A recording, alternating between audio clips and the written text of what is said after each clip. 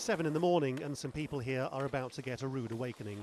This is a team from a specialist anti-trafficking unit at London's Metropolitan Police.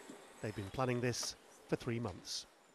We've actually got victims that have come forward to us who have been promised work in the leisure industry in the UK. They come over here and once they arrive here, then forced into prostitution and on occasion sexually assaulted. Out came the alleged traffickers, 2 Russian women, 31 and 44. Simultaneously across London, there were other arrests of men believed to be part of the same gang. The police in London did 71 raids last year, just like this. They're time-consuming, they're expensive and they're complicated, but they're also very important because these women are accused of slavery.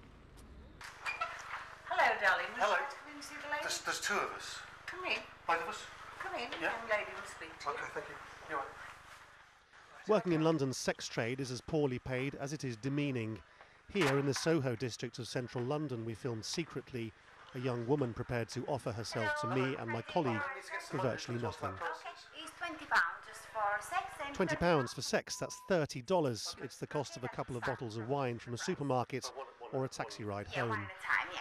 All right, fine. Okay, so we'll come back in a bit. Thanks a lot. Women are routinely made to pay their own rent to their handlers. That means she would have to have sex with perhaps 15 men a week just to break even. Nobody would think that's worth coming to Britain for. If it's too good to be true, it probably is, and the sorts of things that would be legitimate things that they would be doing.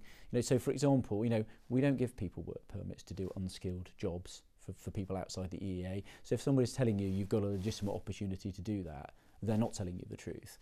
Alma met a charming man. Some campaigners have tried to approach the problem from the other end. This animation tells the story of 2 girls from Central Europe who fall into the usual trap of being ensnared by a charming man who offers them a better life in Britain. He then sells them and disappears, leaving them to a life of horror. The film's been shown in schools, cinemas, to governments all over Eastern Europe.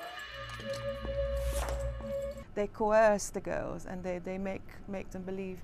And of course, if you yourself, you're a young person and you want to believe that something better is waiting for you in another place, it could be anybody.